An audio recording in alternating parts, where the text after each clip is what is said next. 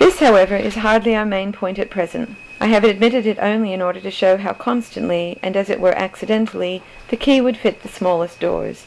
Our main point is here, that if there be a mere trend of impersonal improvement in nature, it must presumably be a simple trend towards some simple triumph. One can imagine that some automatic tendency in biology might work for giving us longer and longer noses, but the question is, do we want to have longer and longer noses? I fancy not.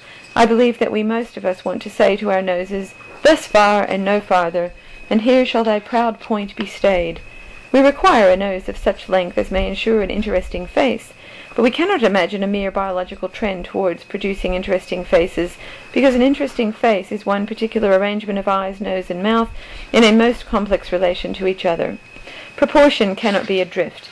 It is either an accident or a design. So with the ideal of human morality in its relation to the humanitarians and the anti-humanitarians. It is conceivable that we are going more and more to keep our hands off things, not to drive horses, not to pick flowers. We may eventually be bound not to disturb a man's mind even by argument, not to disturb the sleep of birds even by coughing. The ultimate apotheosis would appear to be that of a man sitting quite still, not daring to stir for fear of disturbing a fly, nor to eat for fear of incommoding a microbe. To so crude a consummation as that we might perhaps unconsciously drift. But do we want so crude a consummation? Similarly, we might unconsciously evolve along the opposite or Nietzschean line of development. Superman crushing Superman in one tower of tyrants until the universe is smashed up for fun. But do we want the universe smashed up for fun? Is it not quite clear that what we really hope for is one particular management and proposition of these two things, a certain amount of restraint and respect, a certain amount of energy and mastery? If our life is ever really as beautiful as a fairy tale, we shall have to remember that all the beauty of a fairy tale lies in this, that the prince has a wonder which just stops short of being fear. If he is afraid of the giant, there is an end of him. But also if he is not astonished at the giant, there is an end of the fairy tale. The whole point depends upon his being at once humble enough to wonder and haughty enough to defy. So our attitude to the giant of the world must not merely be increasing delicacy or increasing contempt. It must be one particular proportion of the two, which is exactly right. We must have in us enough reverence for all things outside of us to make us tread fearfully on the grass. We must also have enough disdain for all things outside us to make us, on due occasion, spit at the stars. Yet these two things, if we are to be good or happy, must be combined, not in any combination, but in one particular combination. The perfect happiness of men on the earth, if it ever comes, will not be a flat and solid thing like the satisfaction of animals. It will be an exact and perilous balance like that of a desperate romance. Man must have just enough faith in himself to have adventures, and just enough doubt of himself to enjoy them. This, then, is our second requirement for the ideal of progress. First, it must be fixed. Second, it must be composite. It must not, if it is to satisfy our souls, be the mere victory of some one thing swallowing up everything else, love or pride or peace or adventure. It must be a definite picture composed of these elements in their best proportion and relation. I am not concerned at this moment to deny that some such good culmination may be, by the constitution of things, reserved for the human race. I only point out that if this composite happiness is fixed for us, it must be fixed by some mind, for only a mind can place the exact proportions of a composite happiness. If the beatification of the world is a mere work of nature, then it must be as simple as the freezing of the world, or the burning up of the world. But if the beatification of the world is not a work of nature, but a work of art, then it involves an artist. And here again my contemplation was cloven by the ancient voice which said, "I could have told you all this a long time ago. If there is any certain progress, it can only be my kind of progress, the progress towards a complete city of virtues and dominations, where righteousness and peace contrive to kiss each other. An impersonal force might be leading you to a wilderness of perfect flatness, or a peak of perfect height, but only a personal God can possibly be leading you, if indeed you are being led, to a city with just streets and architectural proportions, a city in which each of you can contribute exactly the right amount of your own color to the many-colored coat of Joseph." Twice again, therefore, Christianity had come in with the exact answer that I required.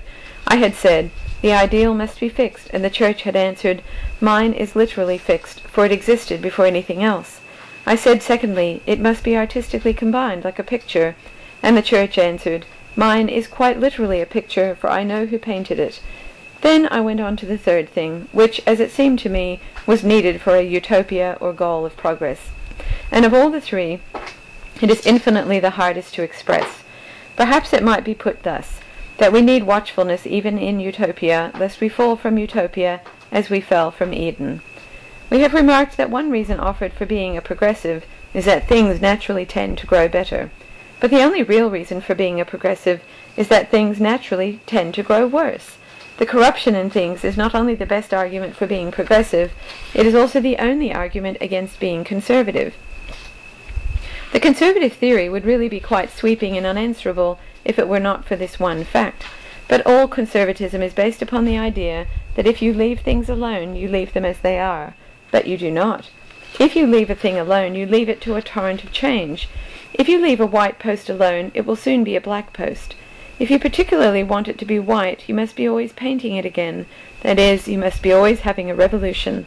Briefly, if you want the old white post, you must have a new white post. But this, which is true even of inanimate things, is in a quite special and terrible sense true of all human things. An almost unnatural vigilance is with which human institutions grow old. It is the custom in passing romance and journalism to talk of men suffering under old tyrannies, but, as a fact, men have almost always suffered under new tyrannies, under tyrannies that had been public liberties hardly 20 years before. Thus England went mad with joy over the patriotic monarchy of Elizabeth, and then, almost immediately afterwards, went mad with rage in the trap of the tyranny of Charles I. So again, in France the monarchy became intolerable, not just after it had been tolerated, but just after it had been adored. The son of Louis the Well-Beloved was Louis the Guillotined. So in the same way in England in the 19th century, the radical manufacturer was entirely trusted as a mere tribune of the people, until suddenly we heard the cry of the socialist that he was a tyrant eating the people like bread. So again we have almost up to the last instant trusted the newspapers as organs of public opinion. Just recently some of us have seen, not slowly but with a start, that they are obviously nothing of the kind. They are, by the nature of the case, the hobbies of a few rich men. We have not any need to rebel against antiquity. We have to rebel against novelty. It is the new rulers, the capitalist or the editor, who really hold up the modern world. There is no fear that a modern king will attempt to override the Constitution. It is more likely that he will ignore the Constitution and work behind its back. He will take no advantage of his kingly power. It is more likely that he will take advantage of his kingly powerlessness, of the fact that he is free from criticism and publicity. For the king is the most private person of our time. It will not be necessary for anyone to fight against the proposal of a censorship of the press. We do not need a censorship of the press. We have a censorship by the press. This startling swiftness with which popular systems turn oppressive is the third fact for which we shall ask our perfect theory of progress to allow. It must always be on the lookout for every privilege being abused, for every working right becoming a wrong. In this matter I am entirely on the side of the revolutionists. They are really right to be always suspecting human institutions. They are right not to put their trust in princes nor in any child of man. The chieftain chosen to be the friend of the people becomes the enemy of the people. The newspaper started to tell the truth, now exists to prevent the truth being told. Here, I say, I felt that I was really at last on the side of the revolutionary, and then I caught my breath again, for I remembered that I was once again on the side of the orthodox. Christianity spoke again and said, I have always maintained that men were naturally backsliders, that human virtue tended of its own nature to rust or to rot. I have always said that human beings as such go wrong, especially happy human beings, especially proud and prosperous human beings. This eternal revolution, this suspicion sustained through centuries, you, being a vague modern, call the doctrine of progress. If you were a philosopher, you would call it, as I do, the doctrine of original sin. You may call it the cosmic advance as much as you like. I call it what it is, the fall. I have spoken of orthodoxy coming in like a sword. Here I confess it came in like a battle-axe. For really, when I came to think of it, Christianity is the only thing left that has any real right to question the power of the well-nurtured or the well-bred. I have listened often enough to socialists, or even to Democrats, saying that the physical conditions of the poor must of necessity make them mentally and morally degraded. I have listened to scientific men and there are still scientific men not opposed to democracy, saying that if we give the poor healthier conditions, vice and wrong will disappear. I have listened to them with a horrible attention, with a hideous fascination. For it was like watching a man energetically sawing from the tree the branch he is sitting on. If these happy democrats could prove their case, they would strike democracy dead. If the poor are thus utterly demoralized, it may or may not be practical to raise them. But it is certainly quite practical to disenfranchise them. If the man with a bad bedroom cannot give a good vote, then the first and swiftest deduction is that he shall give no vote. The governing class may not unreasonably say, "It may take us some time to reform his bedroom." But if he is the brute you say, it will take him very little time to ruin our country. Therefore we will take your hint and not give him the chance. It fills me with horrible amusement to observe the way in which the earnest socialist industriously lays the foundation of all aristocracy, expatiating blandly upon the evident unfitness of the poor to rule. It is like listening to somebody at an evening party apologizing for entering without evening dress, and explaining that he had recently been intoxicated, had a personal habit of taking off his clothes in the street, and had, moreover, only just changed from prison uniform. At any moment, one feels, the host might say that really, if it was as bad as that, he need not come in at all. So it is when the ordinary socialist with a beaming face proves that the poor, after their smashing experiences, cannot be really trustworthy. At any moment the rich may say, "Very well then, we won't trust them," and bang the door in his face. On the basis of Mr. Blatchford's view of heredity and environment, the case for the aristocracy is quite overwhelming. If clean homes and clean air make clean souls, why not give the power, for the present at any rate, to those who undoubtedly have the clean air? If better conditions will make the poor more fit to govern themselves, why should not better conditions already make the rich more fit to govern them? On the ordinary environment argument, the matter is fairly manifest. The comfortable class must be merely our vanguard in utopia. Is there any answer to the proposition that those who have had the best opportunities will probably be our best guides? Is there any answer to the argument that those who have breathed clean air had better decide for those who have breathed foul? As far as I know, there is only one answer, and that answer is Christianity. Only the Christian Church can offer any rational objection to a complete confidence in the rich, for she has maintained from the beginning that the danger was not in man's environment, but in man. Further, she has maintained that if we come to talk of a dangerous environment, the most dangerous environment of all is the commodious environment. I know that the most modern manufacturer has been really occupied in trying to produce an abnormally large needle. I know that the most recent biologists have been chiefly anxious to discover a very small camel.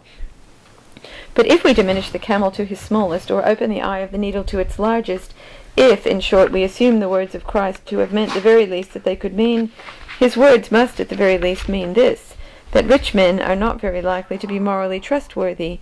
Christianity, even when watered down, is hot enough to boil all modern society to rags. The mere minimum of the Church would be a deadly ultimatum to the world, for the whole modern world is absolutely based on the assumption, not that the rich are necessary, which is tenable, but that the rich are trustworthy, which, for a Christian, is not tenable. You will hear everlastingly in all discussions about newspapers, companies, aristocracies, or party politics, this argument, that the rich man cannot be bribed. The fact is, of course, that the rich man is bribed. He has been bribed already. That is why he is a rich man. The whole case for Christianity is that a man who is dependent upon the luxuries of this life is a corrupt man, spiritually corrupt, politically corrupt, financially corrupt. There is one thing that Christ and all the Christian saints have said with a sort of savage monotony. They have said simply that to be rich is to be in peculiar danger of moral wreck. It is not demonstrably un-Christian to kill the rich as violators of definable justice. It is not demonstrably un-Christian to crown the rich as convenient rulers of society. It is not certainly un-Christian to rebel against the rich or to submit to the rich, but it is quite certainly un-Christian to trust the rich, to regard the rich as more morally safe than the poor. A Christian may consistently say, "I respect that man's rank, although he takes bribes." But a Christian cannot say, as all modern men are saying at lunch and breakfast, "A man of that rank would not take bribes." For it is a part of Christian dogma that any man in any rank may take bribes. It is a part of Christian dogma. It also happens by a curious coincidence that it is a part of obvious human history. When people say that man in that position would be incorruptible, there is no need to bring Christianity into the discussion.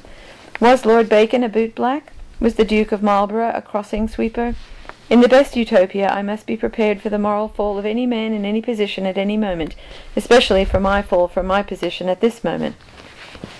Much vague and sentimental journalism has been poured out to the effect that Christianity is akin to democracy, and most of it is scarcely strong or clear enough to refute the fact that the two things have often quarrelled. The real ground upon which Christianity and democracy are one is very much deeper. The one specially and peculiarly unchristian idea is the idea of Carlyle, the idea that the man should rule who feels that he can rule. Whatever else is Christian, this is heathen. If our faith comments on government at all, its comment must be this, that the man should rule who does not think that he can rule. Carlyle's hero may say, "I will be king," but the Christian saint must say, "Nolo episcopari." If the great paradox of Christianity means anything, it means this, that we must take the crown in our hands and go hunting in dry places and dark corners of the earth until we find the one man who feels himself unfit to wear it. Carlyle was quite wrong. We have not got to crown the exceptional man who knows he can rule. Rather, we must crown the much more exceptional man who knows he can't. Now, this is one of the 2 or 3 vital defences of working democracy. Their mere machinery of voting is not democracy, though at present it is not easy to effect any simpler democratic method. But even the machinery of voting is profoundly Christian in this practical sense, that it is an attempt to get at the opinion of those who would be too modest to offer it. It is a mystical adventure. It is specially trusting those who do not trust themselves. That enigma is strictly peculiar to Christendom. There is nothing really humble about the abnegation of the Buddhist. The mild Hindu is mild, but he is not meek. But there is something psychologically Christian about the idea of seeking for the opinion of the obscure rather than taking the obvious course of accepting the opinion of the prominent. To say that voting is particularly Christian may seem somewhat curious. To say that canvassing is Christian may seem quite crazy. But canvassing is very Christian in its primary idea. It is encouraging the humble. It is saying to the modest man, "Friend, go up higher." Or, if there is some slight defect in canvassing, that is in its perfect and rounded piety. It is only because it may possibly neglect to encourage the modesty of the canvasser. Aristocracy is not an institution. Aristocracy is a sin, generally a very venial one. It is merely the drift or slide of men into a sort of natural pomposity and praise of the powerful, which is the most easy and obvious affair in the world. It is one of the 100 answers to the fugitive perversion of modern force that the promptest and boldest agencies are also the most fragile or full of sensibility. The swiftest things are the softest things. A bird is active because a bird is soft. A stone is helpless because a stone is hard. The stone must by its own nature go downwards because hardness is weakness. The bird can of its nature go upwards because fragility is force. In perfect force there is a kind of frivolity, an airiness that can maintain itself in the air. Modern investigators of miraculous history have solemnly admitted that a characteristic of the great saints is their power of levitation. They might go further. A characteristic of the great saints is their power of levity. Angels can fly because they can take themselves lightly. This has always been the instinct of Christendom, and especially the instinct of Christian art. Remember how Fra Angelico represented all his angels, not only as birds, but almost as butterflies. Remember how the most earnest medieval art was full of light and fluttering draperies, of quick and capering feet. It was the one thing that the modern pre-Raphaelites could not imitate in the real pre-Raphaelites. Burne-Jones could never recover the deep levity of the Middle Ages. In the old Christian pictures, the sky over every figure is like a blue or gold parachute. Every figure seems ready to fly up and float about in the heavens. The tattered cloak of the beggar will bear him up like the rayed plumes of the angels, but the kings in their heavy gold and the proud in their robes of purple will all of their nature sink downwards, for pride cannot rise to levity or levitation. Pride is the downward drag of all things into an easy solemnity. One settles down into a sort of selfish seriousness, but one has to rise to a gay self-forgetfulness. A man falls into a brown study. He reaches up at a blue sky. Seriousness is not a virtue. It would be a heresy, but a much more sensible heresy, to say that seriousness is a vice.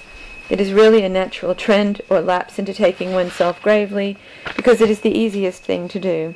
It is much easier to write a good Times leading article than a good joke in Punch, for solemnity flows out of men naturally, but laughter is a leap. It is easy to be heavy, hard to be light. Satan fell by the force of gravity.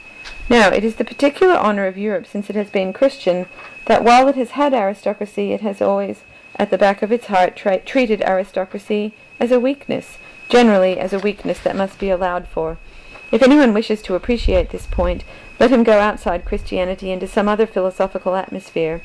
Let him, for instance, compare the classes of Europe with the castes of India. There, aristocracy is far more awful, because it is far more intellectual.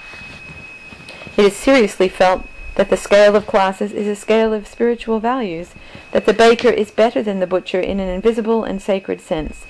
But no Christianity, not even the most ignorant or perverse, ever suggested that a baronet was better than a butcher in that sacred sense. No Christianity, however ignorant or extravagant, ever suggested that a duke would not be damned. In pagan society there may have been, I do not know, some such serious division between the free man and the slave, but in Christian society we have always thought the gentleman a sort of joke, though I admit that in some great crusades and councils he earned the right to be called a practical joke.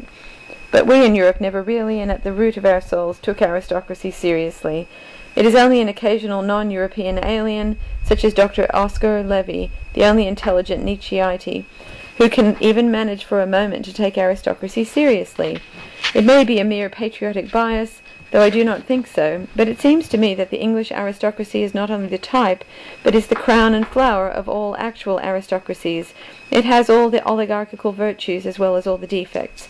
It is casual, it is kind, it is courageous in obvious matters, but it has one great merit that overlaps even these.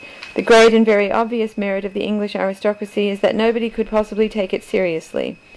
In short, I had spelled out slowly, as usual, the need for an equal law in Utopia, and as usual I found that Christianity had been there before me. The whole history of my Utopia has the same amusing sadness. I was always rushing out of my architectural study with plans for a new turret, only to find it sitting up there in the sunlight, shining and 1,000 years old. For me, in the ancient and partly in the modern sense, God answered the prayer, "Prevent us, O Lord, in all our doings." Without vanity, I really think there was a moment when I could have invented the marriage vow as an institution out of my own head, but I discovered with a sigh that it had been invented already. But, since it would be too long a business to show how, fact by fact and inch by inch, my own conception of Utopia was only answered in the New Jerusalem, I will take this one case of the matter of marriage as indicating the converging drift, I may say the converging crash of all the rest. When the ordinary opponents of socialism talk about impossibilities and alterations in human nature, they always miss an important distinction. In modern ideal conceptions of society, there are some desires that are possibly not attainable, but there are some desires that are not desirable. That all men should live in equally beautiful houses is a dream that may or may not be attained, but that all men should live in the same beautiful house is not a dream at all, it is a nightmare. That a man should love all old women is an ideal that may not be attainable, but that a man should regard all old women exactly as he regards his mother is not only an unattainable ideal, but an ideal which ought not to be attained. I do not know if the reader agrees with me in these examples, but I will add the example which has always affected me most. I could never conceive or tolerate any Utopia which did not leave to me the liberty for which I chiefly care, the liberty to bind myself. Complete anarchy would not merely make it impossible to have discipline or fidelity, it would also make it impossible to have any fun. To take an obvious instance, it would not be worth while to bet if a bet were not binding. The dissolution of all contracts would not only ruin morality, but spoil sport.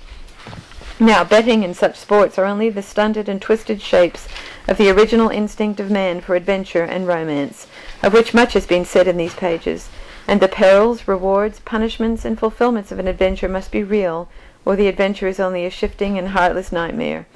If I bet, I must be made to pay, or there is no poetry in betting. If I challenge, I must be made to fight, or there is no poetry in challenging. If I vow to be faithful, I must be cursed when I am unfaithful, or there is no fun in vowing. You could not even make a fairy tale from the experiences of a man who, when he was swallowed by a whale, might find himself at the top of the Eiffel Tower, or when he was turned into a frog, might begin to behave like a flamingo. For the purpose even of the wildest romance, results must be real. Results must be irrevocable. Christian marriage is the great example of a real and irrevocable result, and that is why it is the chief subject and center of all our romantic writing.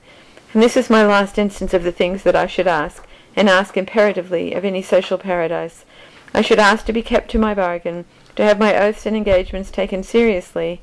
I should ask Utopia to avenge my honor on myself. All my modern utopian friends look at each other rather doubtfully, for their ultimate hope is the dissolution of all special ties. But again I seem to hear, like a kind of echo, an answer from beyond the world. You'll have real obligations, and therefore real adventures when you get to my utopia. But the hardest obligation and the steepest adventure is to get there.